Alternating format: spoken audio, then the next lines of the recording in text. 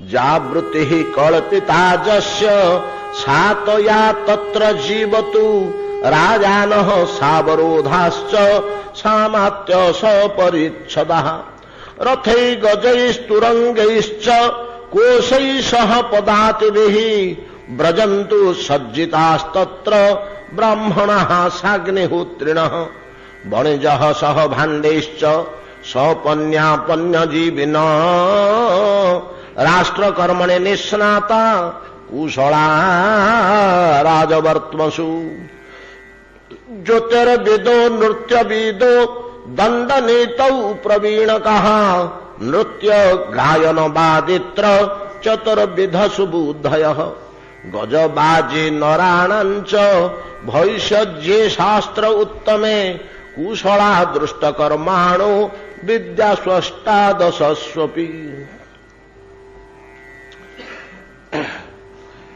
महर्षि प्रवर जयमिनी मुनि ऋषि मान सम्मुखें कहते मुनिगण श्रवण करवा हूँ प्रभु श्री जगन्नाथंकर लीला कथा प्रसंग क्रमे नारदंक सह मिलित होगा पर इंद्रदमन मनरे परम उत्साह जात हो। सनातन धर्मर गोटे सिद्धांत अच्छी जे भगवत दर्शन करने को हेले जड़े साधु बा गुरुंकर एकांत आवश्यकता अच्छी एभलिया गोटे सिद्धांत रही। ए सिद्धांत अनुसार स्पष्ट वर्णना करा जायछि। उदाहरण मध्य पुराण मानकर अनेक क्षेत्र में देखा मिले जदियो कौन भक्तिमान व्यक्ति को भगवान दर्शन देवा निमंते इच्छुक हुए चाहते जे मु या दर्शन देवी ये मत बहुत दिन धरी उपासना कलानी भगवान ता प्रति संतुष्ट हेले निजर अद्भुत अलौकिक चेन्मय दिव्य स्वरूप दर्शन दे ताको कृतार्थ करने को चाहती। भगवान को दर्शन जीवर कौन लाभ हुए जे भगवत दर्शन टा बड़ कथा बोली आम गुरुत्व दबा। सनातन शास्त्र प्रमाण करती भगवान को दर्शन रे जीव जदि ईश्वर चिन्मय रूप को दर्शन कला प्रत्येक रूप को दर्शन कला तार कौन लाभ हम कौन पाइब सी तार कि परिवर्तन हम ये पार्थिव अवस्थारू से क्यों अवस्था को गति कर गोटे वाक्य देखा जाए या उपरे भिद्यन्ते हृदय ग्रंथि छिद्यन्ते सर्वसंशया क्षीयन्ते चास्य कर्माणि तस्मिन् दृष्टि परावरे तस्मिन् परावरे दृष्टि सती से ही परावर को दर्शन करते परावर कौन हो बड़ सुंदर शब्दटी दर्शन जगत रे यार बहुल व्यवहार अच्छे भगवान को परावर बोली कह जाए पर अबर जोड़े शब्दर संधि पर अबर परावर भगवान होचंदी परावर परावर पर सर्वोच्च अबर अति निकृष्ट पर शब्द रे सर्वोच्च ता ऊपर को ता ऊपर ता ऊपर ता पर आम सीना ऊपर बोली कहूचे उटे लगे दूचे आमर ओडिया भाषा प्राकृत भाषा ना प्रकृत पर हो परटा को आम कहूनी कि अनेक क्षेत्र में पर परदिन पर काल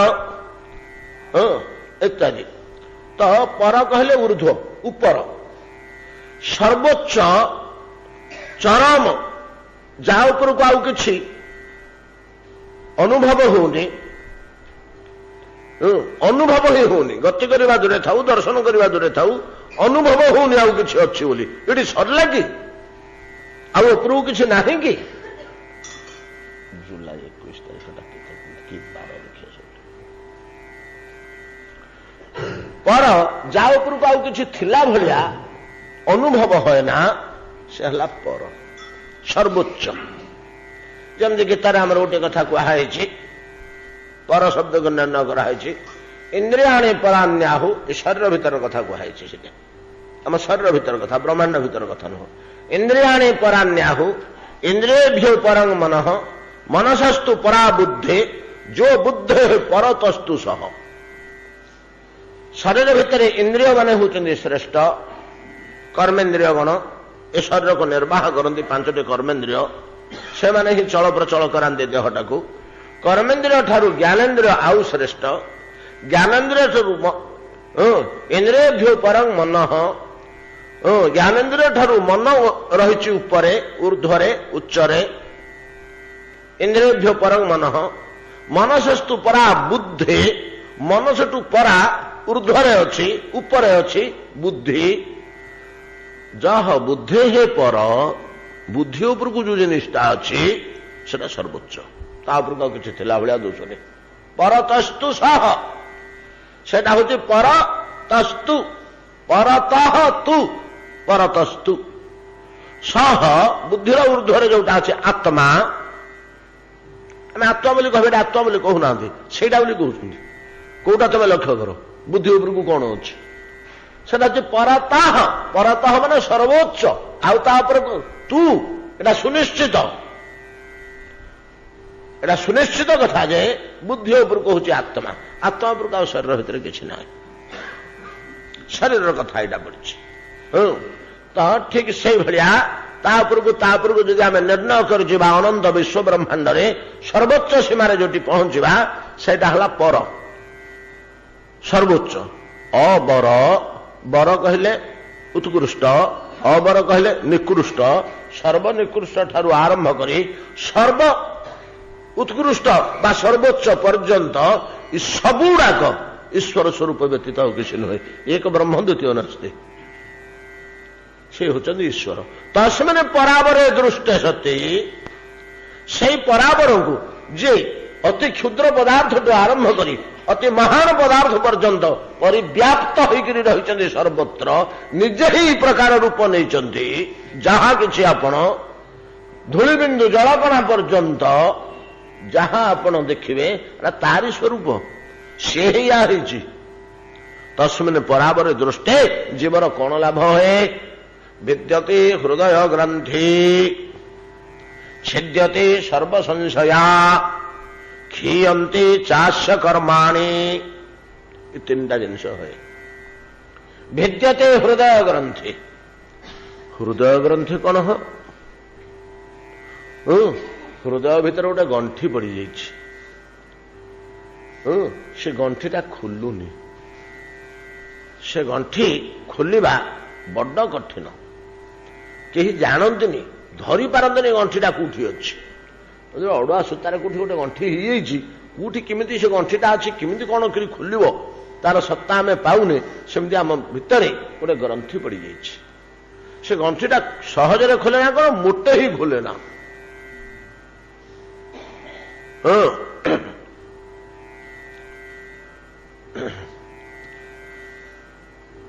गोसाई जी गोटे रामचरित मानस कौन सुंदर पदटी देते हृदय ग्रंथि उपरे जर चेतन ही ग्रंथि परि जाई की गंठी है दीटा सूता हेले तो गंठी पड़ो जोड़े जिनिस ना केमती गंठी हम गोटाक तो गंठी हेनी तो कहते जर चेतन ही ग्रंथि परि जाई यद्यपि मृषा छूटत कठिनाई। गोसाई जी उत्तरकांड रे ये जिनिस टी दौरान क्या भितर गंठी पड़ी हो ना जड़ा और चेतन ये दी जन भितर गंठी पड़ी चेतन तत्व आत्मा जड़ तत्व देह नहीं कि मृत्यु पर जे चली जाऊँची से चेतन तत्व मृत्यु पर जे पड़ी रहुची से जड़ तत्व यार मध्य केतक जिनिस अच्छी तार कौन अच्छी कि ना अच्छी से अलग से बड़ा जटिल जिनिस आत्मा देह भीतर मन अच्छी बुद्धि अच्छी आम आलोचना करें इंद्रिय अच्छी सब अच्छे सब नहीं जड़ देह ये दीटा गंठी पड़ी गंठी पड़ी गोटे ही गंठी पड़ी गोटे ही आम निजक कही दी जन बोली भावुनु आम निजक कहीं दी जन बोली भावुनु मु तो जड़े लोक आमर अनुभव हो अंतर्गत मु एक अरे एक नुह तुम्हें दुई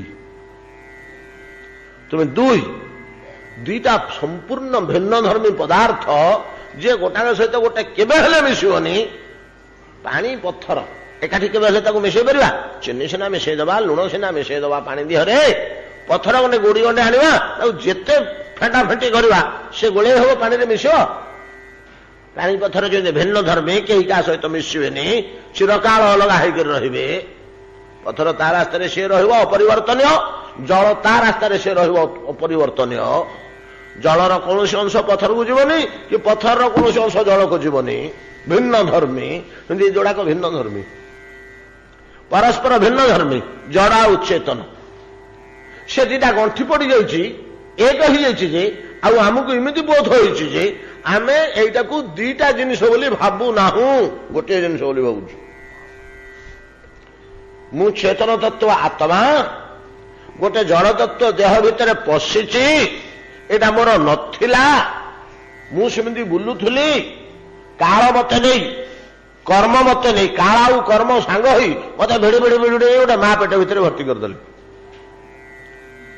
से अंधकार चाहिए आड़ छाड़ू कुआड़े आसिली कौन कली मत एमती फिक्स करदे जे मैं घुंचिक जावाक उपाय नहीं के समय पर देखिली माँ पेट भितर मो देह पानी टे बुड़ी होगा उदा होगली उदा तो होगली देखा खरा बाजिले सुखीजी परा से पानी टिक धीरे धीरे मोटा होकर लाल होला से लालटा सुखिकी मांस होला से मांस भितर हाड़ होला शिर होला प्रशिरा होला मो ऊपर जो पानी टिक बुड़ी होता माँ पेट पशिला चेतन तत्व देहरे से पानी टेक धीरे धीरे बेलुकु बेले बेलुकु मोटा ही देहटे होगला देहटा जो पूर्णांग होगा कहला जा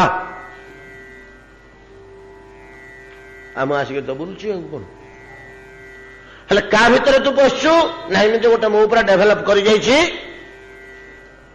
शरीरटे मो उपरे गोटे शरीरटे यही क्रम मातृ शरीर पशिला डेभलप मुझे गोरु माँ पेट को जाऊँगी से गोरु शरीर मोर हो जाते पिंपुड़ी माँ पेट को जाऊँगी पिंपुड़ी शरीर हो जाते मनीष माँ पेट को जाऊँगी मनीष शरीर हो जाते साप माँ पेट को जाऊँगी साप शरीर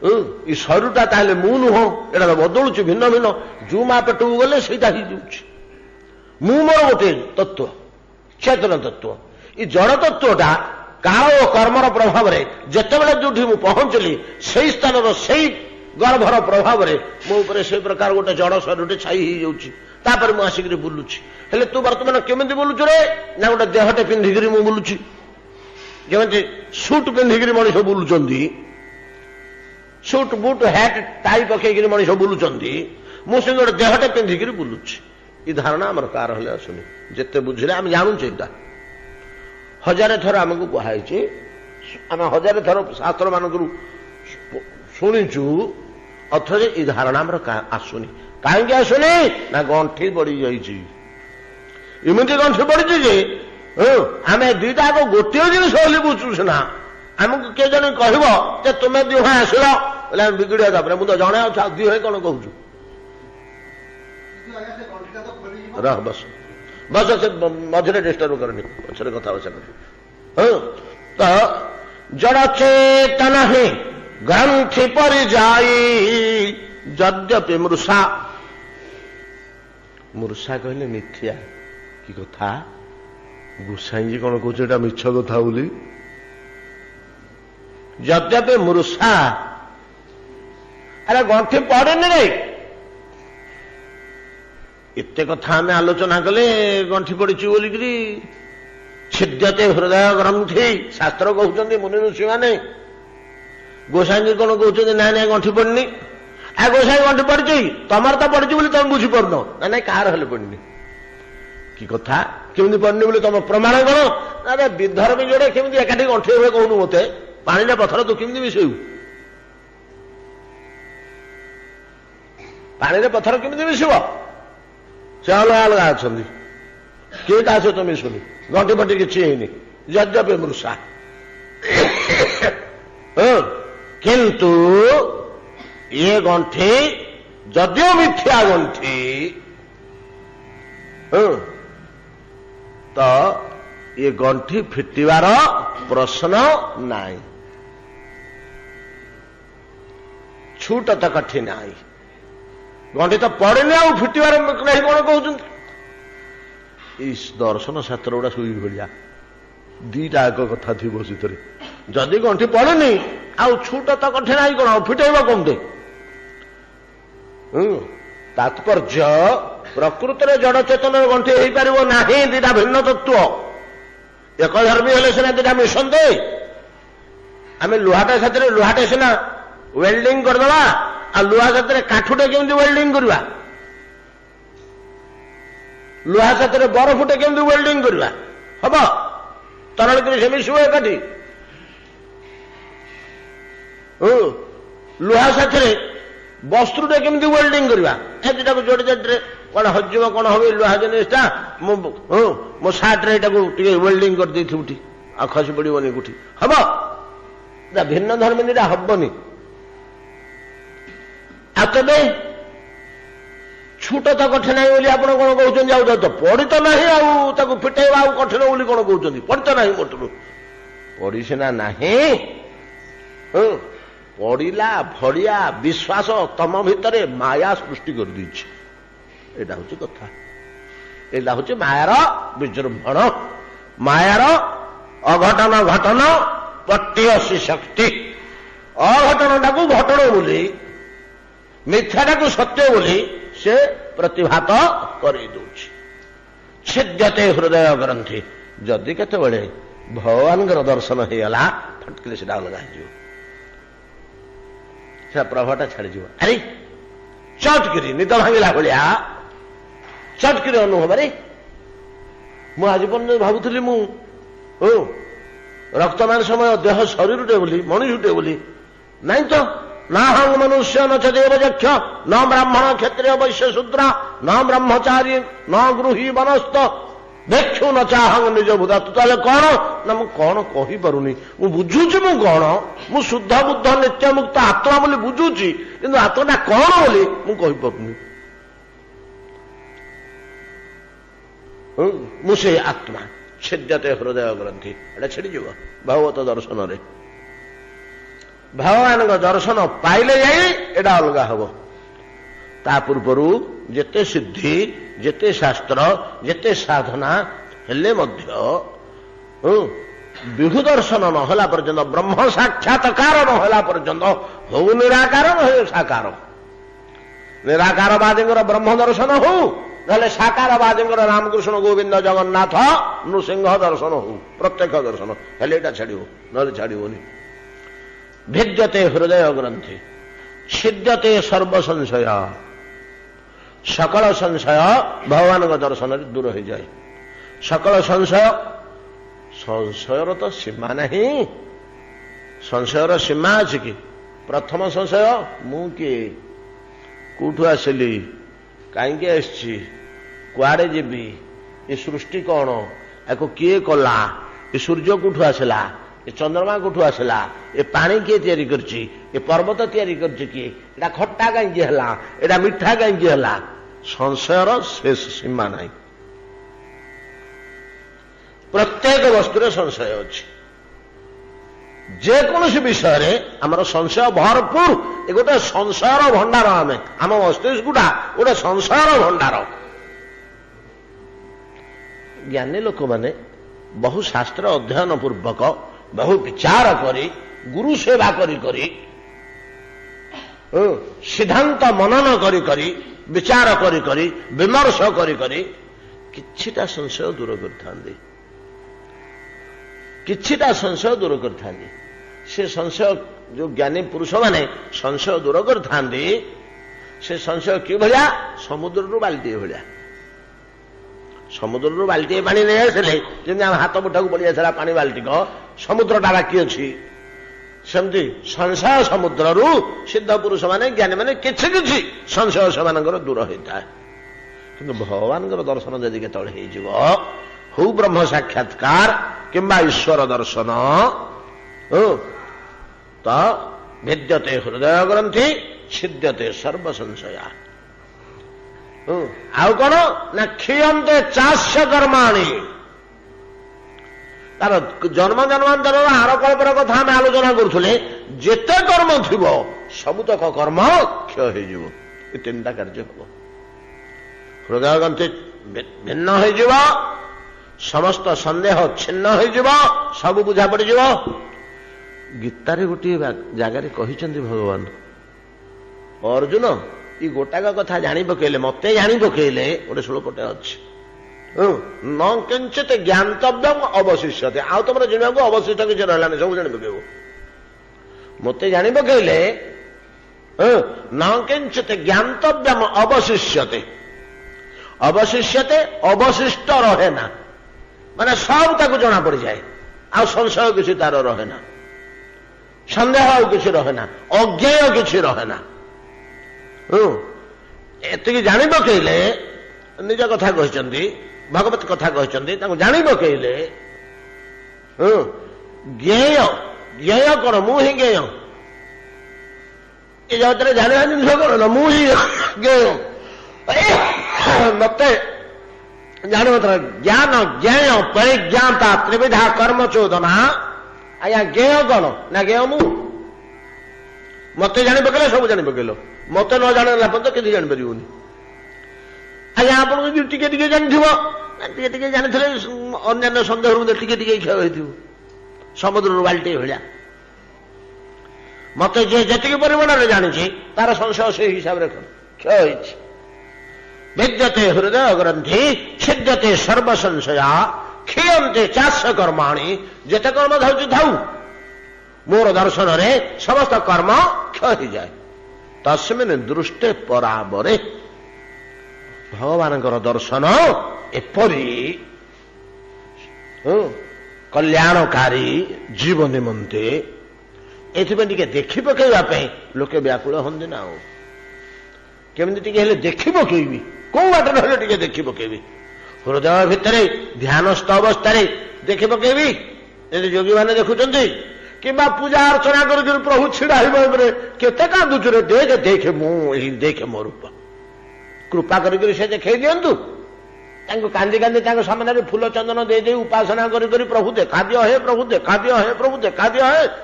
ଶିଶୁ କାନ୍ଦିଲା ଭଳିଆ ଯଦି କାନ୍ଦିବେ ଖାଲି କେବଳ, ମା ଯେମିତି ଦୌଡ଼ିକିରି ପଳେଇ ଆସୁଛି, ମୋ ପିଲା କାହିଁ କାନ୍ଦୁଛି ବୋଲି ସେ ପଳେଇ ଆସିବେ ଦୌଡ଼ିକିରି। କିନ୍ତୁ କାନ୍ଦି ଆମର ସେଇଭଳିଆ କାନ୍ଦିବା ଦରକାର। ତାଙ୍କ କାନ ପର୍ଯ୍ୟନ୍ତ କାନ୍ଦଟା ଆମର ପହଞ୍ଚିଲେ ତ। ମା ତିନି ତାଲା ଉପରେ ଅଛି, ପିଲାଟା ତଳେ କାନ୍ଦୁଛି, କୁଁ କୁଁ ହେଇ କାନ୍ଦୁଥିବ ବୋଲି ମାଆକୁ ଶୁଭୁନି, ତାର ସେ ନିଶ୍ଚିନ୍ତରେ ତା କାମ କରୁଛି। ଏ ଚିତ୍କାର କରି ପିଲା ରଡ଼ିଲା, ତା କାନ ପାଖରେ ପହଞ୍ଚିଗଲା ଶବ୍ଦଟା। କହୁଥିଲି ପରା ଦିନେ, ଅଳଙ୍କାର ପେଡ଼ି ଫିଟେଇକିରି ବାଛୁଥିବ, ସେମିତି ପଡ଼ିଯିବ, ପଳେଇ ଆସିବ, ଭୁଲ ତ ଯିବ ସବୁ। ଆଉ କଣ ପିଲା କାନ୍ଦିଲାଣି ତାର, ସେଭଳିଆ ଭଗବାନ ପଳେଇ ଆସନ୍ତି।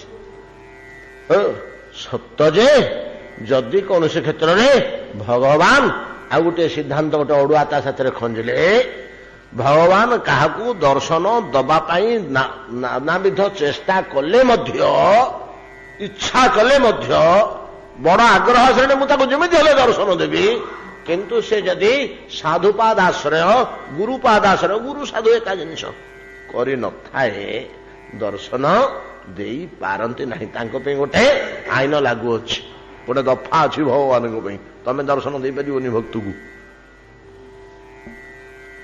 କଣ ମୁଁ ଭଗବାନ, ମୁଁ ସବୁ ତିଆରି କରିଛି ଆଇନ ଫାଇନ, ଆଉ ମୁଁ ଦେଖା ଦେଇପାରିବନି ନା? ହଁ, ଆପଣଙ୍କୁ ଗୋଟେ କଟକଣା ଲାଗୁ ଅଛି। କଣ କଟକଣା? ନା ସାଧୁ କିମ୍ବା ଗୁରୁଙ୍କର ଆଦେଶ ଓ କୃପା ନହେଲା ପର୍ଯ୍ୟନ୍ତ ଆପଣ ଦର୍ଶନ ଦେଇପାରିବେ ନାହିଁ, ଚାହିଁଲେ ମଧ୍ୟ। ତାର ଉଦାହରଣ ହଉଛି ଧ୍ରୁବ ଚରିତ। ଆହୁରି କେତେକ ଉଦାହରଣ ଅଛି। ଧ୍ରୁବ ତପସ୍ୟା କରୁଥିଲା ବେଳେ ଭଗବାନ ବ୍ୟତିବ୍ୟସ୍ତ ହୋଇ ପଡ଼ିଲେ। ଧ୍ରୁବର ତପସ୍ୟାକୁ ତାକୁ ତପସ୍ୟା ନାହିଁ। ତ୍ରିରାତାନ୍ତି କପିତ୍ୱ ବଦରାସନ, ଦ୍ୱିତୀୟ ମାସରେ ତାକୁ ଛାଡ଼ିଲା 6 ରାତ୍ରିରେ ଗୋଟିଏ ପତର, ତୃତୀୟ ମାସରେ ତାକୁ ଛାଡ଼ିଲା 9 ରାତ୍ରିରେ ମୁନ୍ଦେ ପାଣି, ଚତୁର୍ଥ ମାସରେ ତାକୁ ଛାଡ଼ିଲା 12 ରାତ୍ରିରେ ଗୋଟେ ନିଶ୍ୱାସ, ପଞ୍ଚମ ମାସରେ ତାକୁ ଛାଡ଼ିଲା ଆଉ କିଛି ନାହିଁ। ଷଷ୍ଠ ମାସରେ ଭଗବାନ ଅଥୟ ହେଲେ, ଆସି ପାରୁନାହାନ୍ତି କି ଦର୍ଶନ ଦେଇ ପାରୁନାହାନ୍ତି। ଇ ନାରଦ ପହଞ୍ଚିଲେ। ଏ ତ ତାଙ୍କର କାମ ଚଳେଇବା ଲୋକ ନା, ଭଲ ମନ୍ଦ ହାତ ବାରିଛି। ମହାଲକ୍ଷ୍ମୀ କହିଲେ ନାରଦ ଆସଟି ଆସଟି, ତାଙ୍କୁ କି ରୋଗ ହେଇଛି ଟିକେ ଦେଖିଲ। 8 ଦିନ ହେଲା ଖାଉନାହାନ୍ତି ପିଉନାହାନ୍ତି, ଚିଡିଚିଡି ହଉଛନ୍ତି, କହିଲେ ମାରି ଗୋଡଉଛନ୍ତି। ଘରେ ଲୋକଟେ ଏମିତି ହଉ ବୋଲେ କେମିତି ଆମେ ଚଳିବୁ ବୋଲେ ମହାଲକ୍ଷ୍ମୀ ନାରଦଙ୍କୁ ଗୁହାରି କଲେ। କହିଲେ ମହାପ୍ରଭୁ ଆପଣ କଣ ଅଛି? ନାରଦ ଆସ ଆସ, ତମଠି ତ କଥା ଅଛି। ଏମିତି ଏମିତି ଧ୍ରୁବ ଘୋର ତପସ୍ୟା କରୁଛି, ସମଗ୍ର ବିଶ୍ୱଟାକୁ ଆତ୍ମାକୁ ନେଇଗଲାଣି, ଆତ୍ମା ସହିତ ବିଶ୍ୱକୁ ଏକ କରିସାରିଲାଣି। ତ ପୋଡ଼େ ସେ ଗୋଟେ ବ୍ୟବସ୍ଥା ଅଛି, ଆମେ ତାକୁ ସହଜରେ ବୁଝିପାରିବାନି। ସମଗ୍ର ବିଶ୍ୱ ଅଚଳ ହେବାକୁ ବସିଲାଣି, ସୂର୍ଯ୍ୟ ଚନ୍ଦ୍ରମା ଆଉ ଗତି କରିପାରିବେନି, ସମସ୍ତେ ସ୍ତମ୍ଭୀଭୂତ ହୋଇଯିବେ। ମୋତେ ତାକୁ ସାଙ୍ଗେ ସାଙ୍ଗେ ଦର୍ଶନ ଦେବା ଦରକାର। ନା ପ୍ରଭୁ ଯାଉନାହାନ୍ତି, ବାଟ ନାହାନ୍ତି, ଆସନ୍ତୁ ମୋ ସାଙ୍ଗରେ। ନା ନାଇଁ ହେ, ମୁଁ ଯାଇପାରୁନି କି ଦର୍ଶନ ଦେଇପାରୁନି ଧ୍ରୁବକୁ। କାହିଁକି ନା ସେ ଏପର୍ଯ୍ୟନ୍ତ ଗୁରୁପାଦ ଆଶ୍ରୟ କରିନି କିମ୍ବା ସାଧୁର ଆଶ୍ରୟ ନେଇନି। କେମିତି ଗୋଟେ ବ୍ୟବସ୍ଥା ଅଛି, ତମେ ଶୀଘ୍ର ଯାଅ, ତାକୁ ମନ୍ତ୍ର ଦେଇ ଉପଦେଶ ଦେଇ ଶିଷ୍ୟ ରୂପେ ଗ୍ରହଣ କରି ଆଶ୍ରୟ କରାଅ, ତମ ଆଡୁ କରାଅ। ସେ ତ ପିଲା ଲୋକ ଜାଣିନି ଏଗୁଡା କିଛି। ନାରଦ ଆସିଲେ, ମନ୍ତ୍ର ଦେଲେ। ଶ୍ରୀମଦ୍ ଭାଗବତରେ ସ୍ପଷ୍ଟ ଲେଖା ହେଇଛି, ଓಂ ନମୋ ଭଗବତେ ବାସୁଦେବାୟ, 12 ବାସୁଦେବ ମନ୍ତ୍ର ଦେଲେ। ମନ୍ତ୍ରଟା ପୁରା ଲେଖା ହେଇଛି, ମନ୍ତ୍ର କୋଉଠି ଲେଖା ହେନା। ଆମର ବାମଦେବ ସଂହିତାରେ ଜଗନ୍ନାଥଙ୍କ ମନ୍ତ୍ର କିଛି ଅଛି, ଏମିତି କେତେକ ଶାସ୍ତ୍ରରେ, ଗୋପନୀୟ ଶାସ୍ତ୍ର ମାନଙ୍କରେ ଅଛି, କିନ୍ତୁ ଗୋଟିଏ ମନ୍ତ୍ର ଏଥିରେ ଅଛି। ଆଉ ଗୋଟିଏ ମନ୍ତ୍ର ନାରାୟଣ କବଚରେ ଅଛି। ଯୋଡ଼ିଏ ମନ୍ତ୍ର ଦେଖିବ ଗୋଳେ ଶ୍ରୀମଦ୍ ଭାଗବତରେ। ନାରାୟଣ କବଚରେ ଗୋଟିଏ ମନ୍ତ୍ର ରହିଛି, ଧ୍ରୁବଙ୍କୁ ଈଶ୍ୱର ନାରଦ ଦବା ମନ୍ତ୍ରଟି ସ୍ପଷ୍ଟ ଉଲ୍ଲେଖ ଅଛି। 12 ବାସୁଦେବ ମନ୍ତ୍ର। ଏଇ ଯୋଡ଼ିକ ମନ୍ତ୍ର ଦେଲେ, ଏଇ ଗୋଟିକ ମନ୍ତ୍ର ଦେଲେ, ତେବେ ଯାଇ ଭଗବାନ ଆସିଲେ ସମର୍ଥ ହେଲେ ଦର୍ଶନ ଦେବା ପାଇଁ। ଏହା ଯଦି ଏ ସିଦ୍ଧାନ୍ତ ଯଦି ସନାତନ ଧର୍ମର ଏକ ସୁନିଶ୍ଚିତ ସିଦ୍ଧାନ୍ତ, ପ୍ରଭୁ ଶ୍ରୀ ଜଗନ୍ନାଥ ଯେତେବେଳେ ଦର୍ଶନ ଦେବାକୁ ଚାହୁଁଛନ୍ତି ଇନ୍ଦ୍ରଦମନକୁ, ତବାନୁଗ୍ରହତଃ ଶୀର୍ଷ, ତୁମକୁ ଅନୁଗ୍ରହ କରିକିରି ଭଗବାନ କଣ କରିବେ ନା ଚତୁର୍ଦ୍ଧା ମୂର୍ତ୍ତିରେ ଆତ୍ମପ୍ରକାଶ କରିବେ ବୋଲିକରି ନାରଦ କହିସାରିଲେଣି। ଗୋଟେ ସାଧୁର ଆଶ୍ରୟ ଆବଶ୍ୟକ, ଗୋଟେ ସାଧୁର କୃପା ଆଶୀର୍ବାଦ ଆବଶ୍ୟକ। ତ ତା ବ୍ୟବସ୍ଥା ଆପେ ଆପେ ହଉଛି ପ୍ରଭୁଙ୍କ ଇଚ୍ଛାରେ। ଇନ୍ଦ୍ରଦମନ କରୁନାହାନ୍ତି, କରେଇବା ଲୋକ କରୁଛି। ଯେମିତି ଆମେ କିଛି କରୁନେ, କିଏ ଗୋଟେ କରଉଛି, ଆମେ କିଛି କରୁନେ। ପୁଣି ଏଗୁଡାକ ଆମେ ବୁଝିପାରିବନି, ଉଲ୍ଟା ସିଦ୍ଧାନ୍ତ। ଆମେ ତ କହୁଛୁ ମୁଁ ଗଲି, ମୁଁ ଆସିଲି, ମୁଁ ଦେଲି, ମୁଁ ନେଲି, ମୁଁ ଖାଇଲି, ମୁଁ ବସିଲି, ମୁଁ ପାଟି କଲି, ସବୁବେଳେ ତ ମୁଁ କଲା ଭଳିଆ ଆମେ ଅନୁଭବ, ଆମେ ପୁରା ଉଲ୍ଟା ଅନୁଭବ କରୁଛି ମାୟା। କିନ୍ତୁ ପୁଣି ତା ନୁହେଁ, କିଏ ଗୋଟେ ପୁଣି ଆମକୁ କରଉଛି, ଆମେ ନିଜେ କିଛି କରିପାରୁନାହିଁ।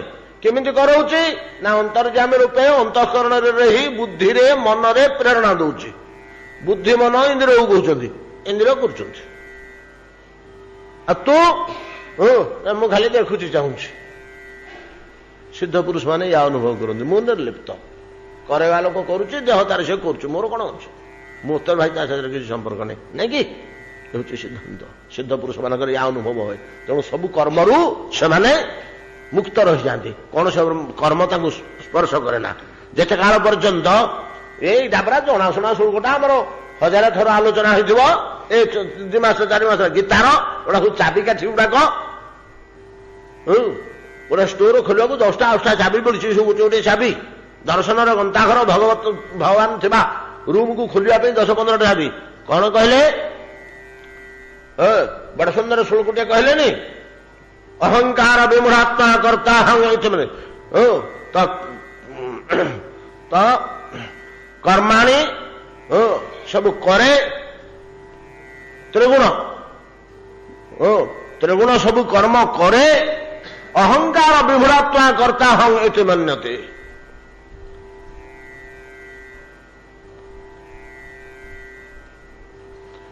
କ୍ରିୟମାଣାନି ସର୍ବଶଃ। ଅଗଜିଭରେ ଅଛି, ଆପଣ ମାନେ କିଏ ମନେ ପକାଉନାହାନ୍ତି, ଏତେଥର କହିଲେଣି। ଆଉ ସୁନ୍ଦର ଶ୍ଲୋକଟିଏ। ପ୍ରକୃତ ହେ କ୍ରିୟମାଣାନି ଗୁଣାଃ କର୍ମାଣି ସର୍ବଶଃ।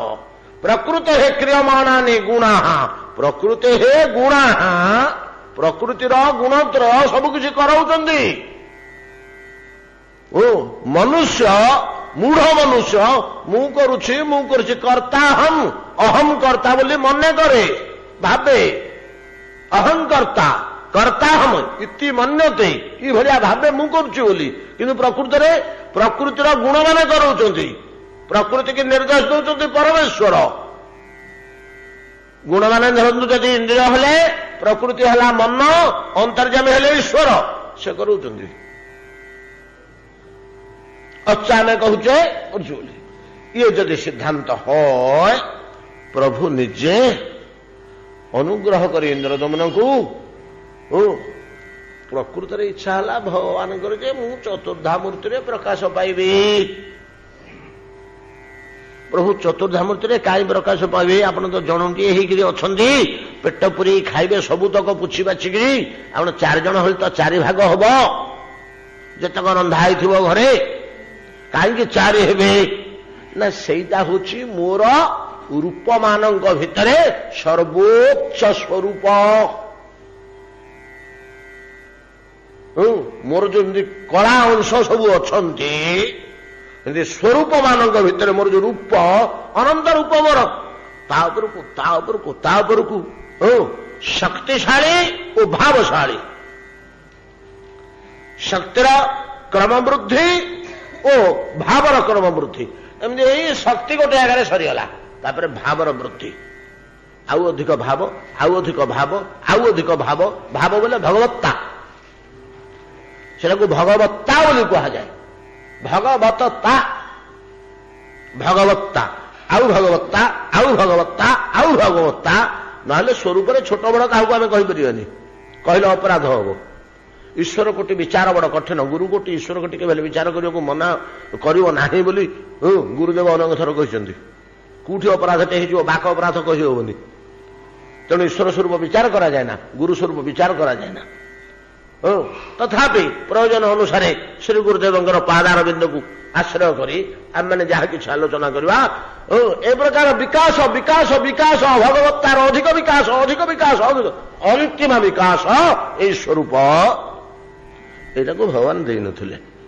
कौन सी जुगर ये स्वरूपटा को भगवान कौटे दे नथिले मोर ये स्वरूपटा जीव जगत पांतु एटा केबे दे नथिले से जिनिसटा को दे देबा को चाहूछन्ति काहाकू निमित्त करछन्ति ना इंद्रदमन हृदय नाना प्रकार बुद्धि परे से एमती गुड़े करले धीरे धीरे धीरे मोर रूपटा प्रकाश हम ए उद्देश्य अंतर्जामी रूपे अंतःकरण रही कराउछन्ति एवं नारद सेथरे सहायता करुछन्ति देह रात्रि शोइले दिन ठीक करदेले सकाळ उठिक घोषणा गले चलो समस्ते मो सांगे जीवे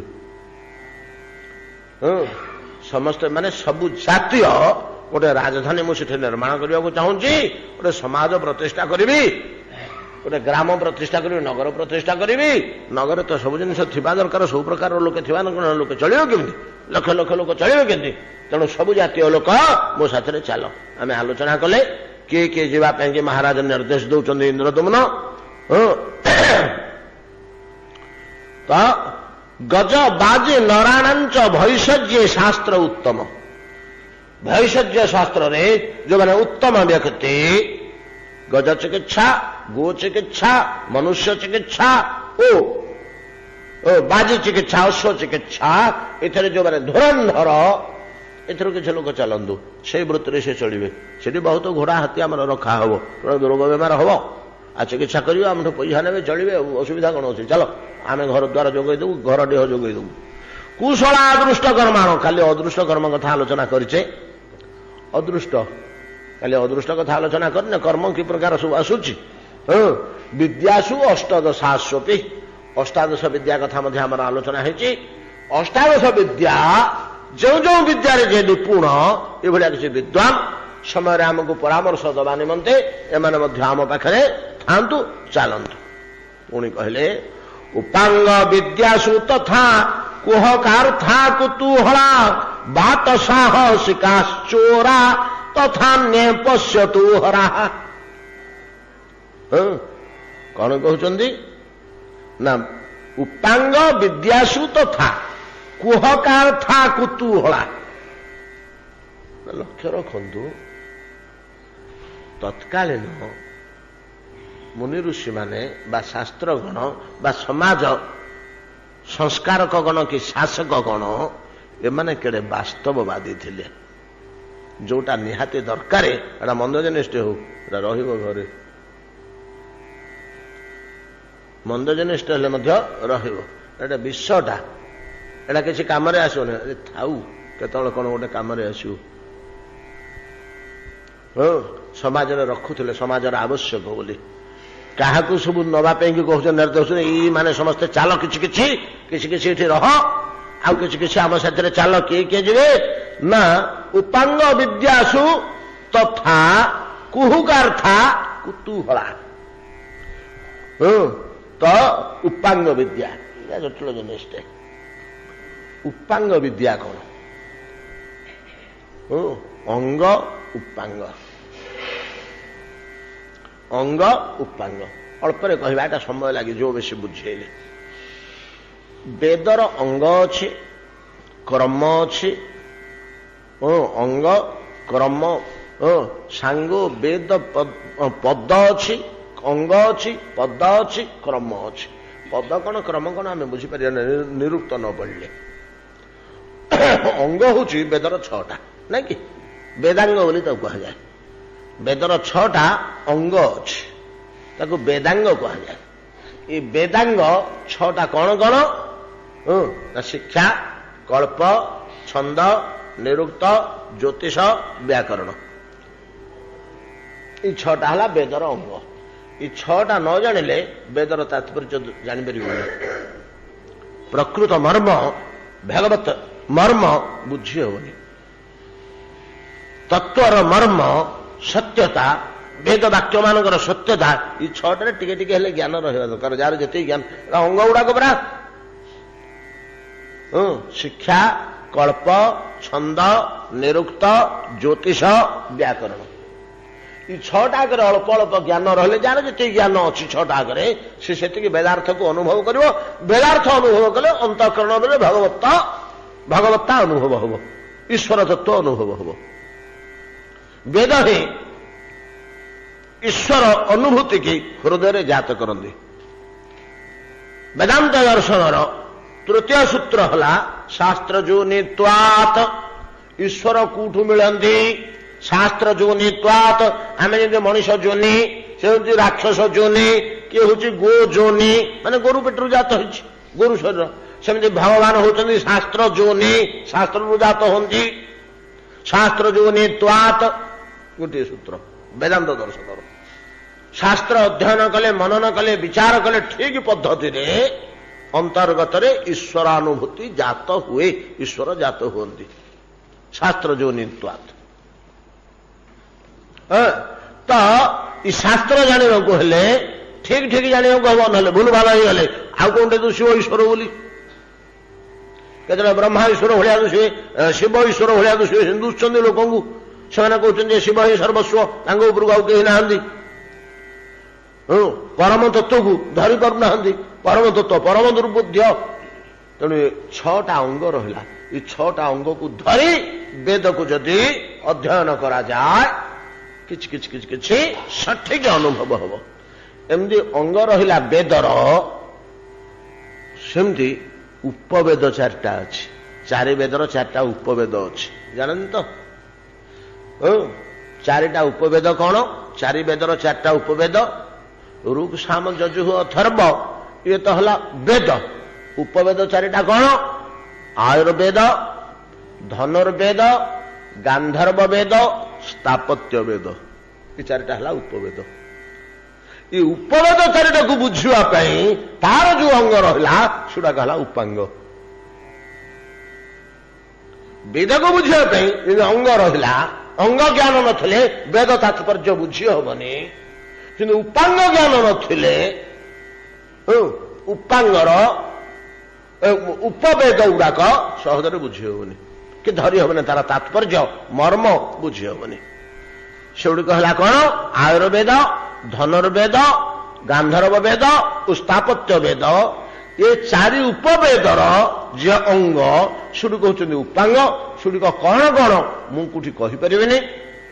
କିମ୍ବା କୋଉଠି ଟୀକା ଟିପ୍ପଣୀରେ ନାହିଁ। ଆଉ ତ ମୂଳ ବାକ୍ୟରେ ସେ ଦେଇଛନ୍ତି, କିନ୍ତୁ ଉପାଙ୍ଗ କହିଲେ ଏଗୁଡିକ। এই উপাঙ্গ বিদ্যারে যে ধুরন্ধর সেমানে মো সাথে কিছু চালন্তু। উপাঙ্গ বিদ্যাসু তথা কুহুকার থা কুতুহলা কেতুটা ম্যাজিশিয়ান চালি যাই থাকতো আমার সাথে সোসাইটি পাই দরকার।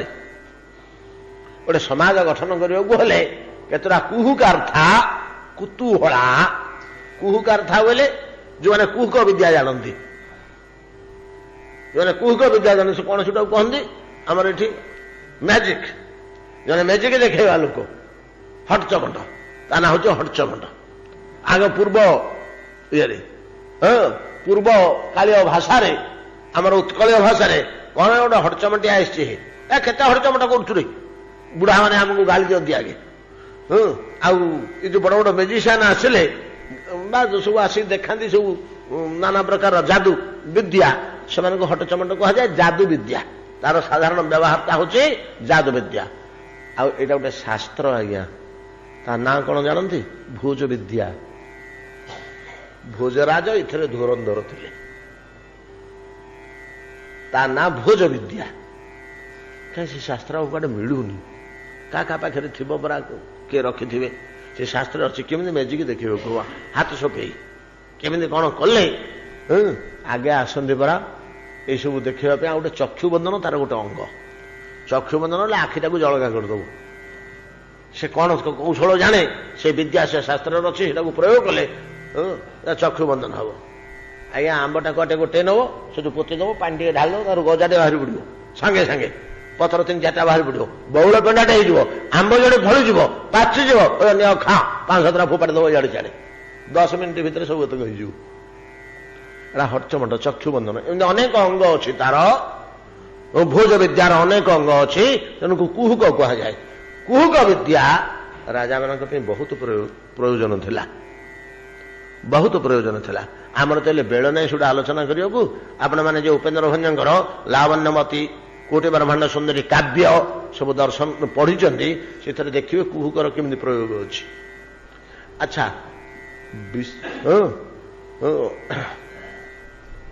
ବିଶାଖା ଦତ୍ତଙ୍କର ରଚିତ ସଂସ୍କୃତ ନାଟକ ମୁଦ୍ରା ରାକ୍ଷସ ଶୁଣିଛନ୍ତି କି? ଗୋଟେ ଅଛି ଯୋଡେ ଜିନିଷ ଭାରତର ନାଟକ ଦିଟା, ପ୍ରାୟ ଭାରତର ସବୁ ଭାଷାରେ, ଅଧିକାଂଶ ଭାଷାରେ ବିଶ୍ୱର ଅନୁବାଦିତ ହୋଇଛି। ଗୋଟେ ହଉଛି ଶକୁନ୍ତଳା ମହାକାବ୍ୟ, ଶକୁନ୍ତଳୋପାଖ୍ୟାନମ କାଳିଦାସଙ୍କର, ଆଉ ଗୋଟେ ହଉଛି ବିଶାଖା ଦତ୍ତଙ୍କର ମୁଦ୍ରା ରାକ୍ଷସ। ଆଉ ଗୋଟେ ଅଛି ସେଟା କାବ୍ୟ ନୁହେଁ, ସେଟା ହଉଛି କିରାତାର୍ଜୁନୀୟ। କିରାତାର୍ଜୁନୀୟ ତିନିଟାକ କଡା ସଂସ୍କୃତ, ମୂଲ୍ୟବାନ ଜିନିଷ ଗୁଡାକ। ସେ ବିଶାଖା ଦତ୍ତଙ୍କର ମୁଦ୍ରା ରାକ୍ଷସରେ କୁହୁକ ବିଦ୍ୟାର ଦରକାର ହେଇଛି, ପ୍ରୟୋଗ କରାହେଇକିରି ଚାଣକ୍ୟ ତ ନନ୍ଦରାଜାଙ୍କୁ ପ୍ରତିଷ୍ଠା କରି, ନନ୍ଦରାଜାଙ୍କୁ ବିତାଡ଼ିତ କରି, ଚନ୍ଦ୍ରଗୁପ୍ତଙ୍କୁ ପ୍ରତିଷ୍ଠା କରି, ତାଙ୍କର ଗୋଟେ ମନ୍ତ୍ରୀ ଥିଲା, ନନ୍ଦରାଜାଙ୍କର ଗୋଟେ ମନ୍ତ୍ରୀ ଥିଲା। ସେଭଳିଆ ମନ୍ତ୍ରୀଟା ଆଉ ମିଳିବନି, ଯେମିତି ପ୍ରଭୁ ଭକ୍ତ ସେମିତି ବିଶ୍ୱାସୀ, ସେଭଳିଆ ବୁଦ୍ଧିମାନ, ଆଉ ସମଗ୍ର ଭାରତଟାକୁ ବାନ୍ଧିକରି ରଖିବା ପାଇଁ ସେ ଧୁରନ୍ଧର। ତା ନାଁ ହଉଛି ରାକ୍ଷସ, ତା ନାଁ ହଉଛି ରାକ୍ଷସ। ସେ ଗୋଟେ ମୁଦ୍ରାଟେ ରଖିছে, ଷ୍ଟାମ୍ପଟେ, ସେ ଷ୍ଟାମ୍ପ ତାର ନାଁକୁ ନେଇ ମୁଦ୍ରା ରାକ୍ଷସ ସେ ଗ୍ରନ୍ଥର ନାଁ। ମୁଦ୍ରା କହିଲେ ଗୋଟେ ଷ୍ଟାମ୍ପ। ସେ ଷ୍ଟାମ୍ପଟାକୁ ଚୋରି କରିକି ଆଣିବା ପାଇଁ ତାଠୁ ଚାଣକ୍ୟ ଯୋଉ ସବୁ ବୁଦ୍ଧି ପ୍ରୟୋଗ କରିଛନ୍ତି, ଶେଷକୁ ଏମିତି ବୁଲେଇ ବୁଲେଇ ବୁଲେଇ ବୁଲେଇ ଆଣିଛନ୍ତି। ମୁଦ୍ରା ରାକ୍ଷସ ନିଜେ ଆସିକରି ଚନ୍ଦ୍ରଗୁପ୍ତଙ୍କ ପାଖରେ ପ୍ରାର୍ଥନା କରି ଶପଥ କରି, ମୁଁ ଆଜିଠାରୁ ଆପଣଙ୍କର ଅମାତ୍ୟ ହେଲି ବା ରାଜମନ୍ତ୍ରୀ ହେଲି ବୋଲି ବାଧ୍ୟ କରିଛନ୍ତି। ତାପରେ ଜଣକ ଚାଲିଛନ୍ତି, ହେଲେ ମୁଁ ବାଜିଟେ, ମୁଁ ବାମୁଣଟେ, ମୁଁ ଜପତପ କରିବି ନା, ଏ ରାଜ କଥା ବୁଝିବି। ଏ ମୁଦ୍ରା ରାକ୍ଷସକୁ ଧରେଇ ଦେଇ ଯାଇଛନ୍ତି। ଇଂରାଜୀ ଗୋଟେ ନାଟକ ମାନେ ପଢିଦେଲେ ଥରେ, କଣ ଆପଣ କାଦମ୍ବରୀ, ମୁଦ୍ରା ରାକ୍ଷସ, କିରାତାର୍ଜୁନୀୟ, କି ଅମୂଲ୍ୟ ଲେଖା ସବୁ ଆମର ଏମାନେ ଲେଖୁଥିଲେ। ମୁଦ୍ରା ରାକ୍ଷସ ମିଳୁଛି। କୁହୁକ ବିଦ୍ୟାର ଆବଶ୍ୟକତା ଥିଲା ରାଜାମାନଙ୍କ ପାଇଁ, ତେଣୁ କୁହୁକ ଅର୍ଥ। ତା ଛଡା କୌତୁକ ନିମନ୍ତେ ସମାଜରେ କୁହୁକ ଦେଖେଇ, ନାନା ପ୍ରକାରର ଯାଦୁ ବିଦ୍ୟା ଦେଖେଇ ଲୋକମାନଙ୍କ ମନରେ, ଏଟା ତ ଗୋଟେ ମନୋରଞ୍ଜନ ଆବଶ୍ୟକ। ମନୋରଞ୍ଜନ ନଥିଲେ ସମାଜରେ ଆମେ ଚଳିପାରିବା କି? ଆଉ କୌତୁହଳା ବୋଲି ସେଠି ଲେଖିଛନ୍ତି, କୁହୁକାର୍ଥା କୌତୁହଳା।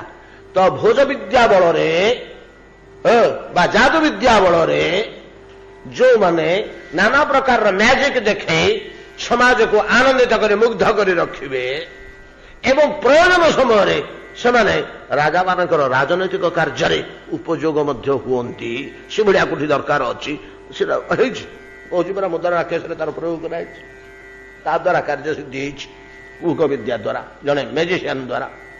ଲାବଣ୍ୟବତୀ ଗାବରେ ତ ଚନ୍ଦ୍ରଭାନୁ ଲାବଣ୍ୟବତୀର ଇଏ ହଉଛି ସିଂହଳ ଦ୍ୱୀପର କନ୍ୟା।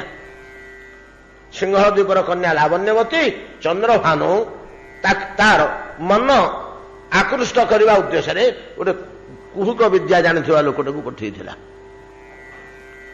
ସେ କୁହୁକ ବିଦ୍ୟା ସେ ଏତେ ସୁନ୍ଦର ଭାବରେ ଦେଖେ, ହୋଲ ରାମାୟଣ ଟା ଦେଖେଇଲା। ଏଟା ଆପଣଙ୍କର ଏଇ କୋର୍ସଟା ହଉଥିଲା ସାହିତ୍ୟରେ କଲେଜରେ। ବଡ ବଡ ଭୀମସ୍ତକ ମଣ୍ଡିଲା କୁମାରୀ ଗୋଟେ ଅଛି, ଏଟା ବିଏରେ ହଉଥିଲା ସାହିତ୍ୟରେ। ଏଇ ପୋଷଣଟା ହିଁ ସେଇ କୁହୁକ। ବଡ ବଡ ଭି ମସ୍ତକ ମଣ୍ଡିଲା କୁମାରୀ, ତାପରେ ଆରମ୍ଭ ହେଇ ଯାଇଛି ତାଙ୍କର।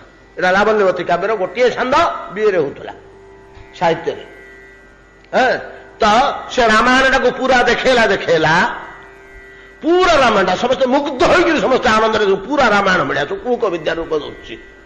ଶେଷକୁ ପ୍ରଭୁ ଶ୍ରୀରାମ ଯେତେବେଳେ ବୈକୁଣ୍ଠ ପ୍ରତ୍ୟାବର୍ତ୍ତନ କରିବେ ଛିଡା ହେଇଛନ୍ତି, ଆଉ ସବୁ ପ୍ରଜାମାନଙ୍କୁ ସବୁ ଆଶୀର୍ବାଦ କରୁଛନ୍ତି ଯେ ଯିଏ ଚାହା ବର୍ତ୍ତମାନ ବର ମାଗିବ ମାଗ, ମୁଁ ତ ପଳେଇଯିବି ବୈକୁଣ୍ଠକୁ, ଏଟା ମୋର ଅନ୍ତିମ ଦର୍ଶନ, ଆଉ ତୁମର ଦର୍ଶନ ପାଇବ ନାହିଁ। କିଏ ମତେ କଣ ବର ମାଗୁଛ ମାଗିନିଅ। ଚନ୍ଦ୍ରଭାନୁ ରାଜକୁମାର ପ୍ରଥମେ ଆସି ପ୍ରଣାମ କରି ପ୍ରଭୁଜୀ ପ୍ରଭୁ ଆଉ ଲାବଣ୍ୟବତୀ ରାଜକନ୍ୟାକୁ ମୋର ପତ୍ନୀ ରୂପେ ପ୍ରଦାନ କରନ୍ତୁ। ଏତିକି ତ ଘଟଣା, ଆଉ କଣ ଏଟା ଦେଖୁଛି ସେ। କୁହୁକ ବିଦ୍ୟା ଦ୍ୱାରା ଗୋଟେ ମାନସିକତା ସୃଷ୍ଟି କରି ପରିଶେଷରେ କାର୍ଯ୍ୟ ସିଦ୍ଧି ସାଇକୋଲୋଜିକାଲି ଏଫେକ୍ଟ। ଏଥିପାଇଁ ରାଜାମାନଙ୍କର ଗୋଟେ ବହୁ କାର୍ଯ୍ୟରେ ଆସୁଥିଲା କୁହୁକ ବିଦ୍ୟା। ଆଉ କୌତୁହଳା କହିଲେ କେଳା ନାଟ, ମାଙ୍କଡ ନାଟ, ଭାଲୁ ନାଚ,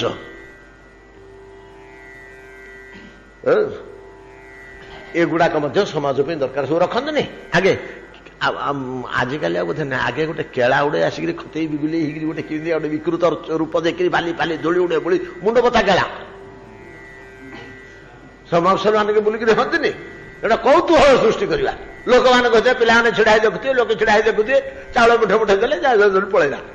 ସେମିତି ଗୋଟେ ରୂପ ବେଶ ପକେଇକି ମୁହଁ ବିକୃତ କରି ଖତେଇ ବିଗୁଲେଇ ହେଇ ନାଚୁଥିବେ। ଆମେ ପିଲାଦିନେ ଛୋଟ ଛୋଟ ପିଲାଦିନେ ଦେଖିଛୁ। ମଫସଲ ଅଞ୍ଚଳରେ ଥିଲା, ଧୀରେ ଧୀରେ ଲୋପ ପାଇଗଲା। ପୂର୍ବ ସଂସ୍କୃତି ତ ସବୁ ଲୋପ ପାଇଯାଉଛି। ସେମାନେ ହଉଛନ୍ତି କୁତୁହଳା। ଏଇଭଳିଆ ଅନେକ ଉପାଙ୍ଗ ବିଦ୍ୟାସୁ ତଥା କୁହୁକାର୍ଥା କୁତୁହଳା ବାଟ ସାହସିକା ତଥା ଚୋରା ତଥାନ୍ୟେ ପଶ୍ୟତୁ ହରା। ବାଟ ଅର୍ଥାତ୍ ଅତି କ୍ଷିପ୍ର ଗତିରେ ଯିଏ ଚଲାବୁଲା ଯାଇପାରେ। ଏ ଦୁତ୍ତମ ଏଇ 7 କିଲୋମିଟର 8 କିଲୋମିଟର ଘଣ୍ଟାରେ ସେ ପଳଉଛି ଚାଲିକିରି। ଆଗେ ତ ଏତେ ଗାଡି ଘୋଡା କି ଫୋନ ଫାନ ନଥିଲା। ଚିଠି ପତ୍ର ଦେଇ ବା ଖବର ପଠେଇବା ପାଇଁ ହେଲେ ଏମାନଙ୍କୁ ପଠେଇବାକୁ ହୁଏ। ୟାର ଶାସ୍ତ୍ରୀୟ ନାମ ହଉଛି ଜଙ୍ଘାବଳ। ଏ ଦୂତ ଯୋଉମାନେ ଖୁବ ଜୋରରେ ଯାଇପାରନ୍ତି, ଚାଲିପାରନ୍ତି, ଲମ୍ବା ଲମ୍ବା ଲୋକ ଲମ୍ବା ଲମ୍ବା ଷ୍ଟେପ୍ ପକେଇ 50 ଇଞ୍ଚ ଷ୍ଟେପ୍ ପକେଇ ପଳେଇବେ ବିଜୁଳି ଭଳିଆ, ତାଙ୍କ ପଛରେ ଦୌଡ଼ିଲେ ଆମେ ପାରିବାନି। ଏଇଭଳିଆ ଏଇ କ୍ୱାଲିଟିର ଲୋକ ଯୋଉମାନେ, ସେମାନଙ୍କୁ କୁହାଯାଏ ବାଟ। ଅର୍ଥାତ୍ ସେମାନେ ପଥିକ। ଏମାନେ ଖୁବ ତୀବ୍ର ଗତିରେ ଚାଲିପାରନ୍ତି। ଏମାନେ ସବୁ ଦୂତର କାର୍ଯ୍ୟ କରନ୍ତି, ସମ୍ବାଦ ଦିଆ ନିଆ କରନ୍ତି, ଖବର ଦିଆ ନିଆ କରନ୍ତି। ଏମାନଙ୍କୁ କୁହାଯାଏ ଏଇ ସକାଳୁ ଯାଇକିରି କଟକରୁ ସନ୍ଧ୍ୟାବେଳକୁ ଫେରି ପଳେଇ ଆସିଲା କାମ ସାରି ଦେଇକିରି, ଆଜ୍ଞା ଚିଠି ଦେଇଦେଇ ପଳେଇ ଆସିଲି। ଏଇଭଳିଆ ଲୋକ ଯୋଉମାନେ ଚାଲିକିରି ଯିବା ପାଇଁ, ଏମାନଙ୍କୁ କୁହାଯାଏ ବାଟ। ଏଥର ଥୋଡେ ଚାଲନ୍ତୁ, ଏଗୁଡାକ ମଧ୍ୟ ଦରକାର ଆମର କୋଉଠି ଗୋଟେ ଖବର ପଠେଇବା ପାଇଁ। ଏଗୁଡା ସବୁ ତ ଦରକାର ମନୁଷ୍ୟ ସମାଜ ପାଇଁ। ଆଉ ସାହସିକା, ଦୁଃସାହସୀ ଲୋକ କିଛି ଆମ ସେଥିରେ ଥାଆନ୍ତୁ। ନିଆଁ ଲାଗିଗଲା ଘରେ, ସମସ୍ତେ ହଉଛନ୍ତି, ଏଇ କଣ କରିବା ଆରେ ତୁ ଯାଉନୁ ଆରେ ମୋ ଗୋଡଟା ଖରାପ ହେଇଯାଇଛି, ମୋ ଅଣ୍ଟାଟା ଆଜି ପବନ ଅଟକି ଯାଇଛି। ଯୋଉ ଭୀରୁ ସେମାନେ ଏମିତି କହି ଦୁଃସାହସୀ ସେ ଭୁସ୍କିରି କିଏ ଗୋଟେ କୂଅରେ ପଡିଗଲା, ଭୁସ୍କିରି ବସିଗଲା, ବାଘ ମୁହଁରେ ପଡିଯାଇଛି, ବୁଝି ବସି ଧରେ ପଡିଯାଇଛୁ। ଦୁଃସାହସିକ ଲୋକ ଯୋଉମାନେ କିଛି ସେତେବେଳେ ଜାଣିପାରନ୍ତିନି, ଆଉ ବିପଦଟା ତାଙ୍କୁ ଦୂଷଣୀ ଭୁଷ କରି ଗୋଟେ କାର୍ଯ୍ୟ ହାସଲ କରିଦେ, ଏକ ମଲେ ମଲା ନହେଲେ କାମ ହାସଲ ହେଇଗଲା। ଏମାନେ ହଉଛନ୍ତି ସାହସିକା, ବାଟ ସାହସିକା ଚୋରା। ଚୋର ଗଣ୍ଡେ ଆମ ସେଥିରେ ଚାଲନ୍ତୁ।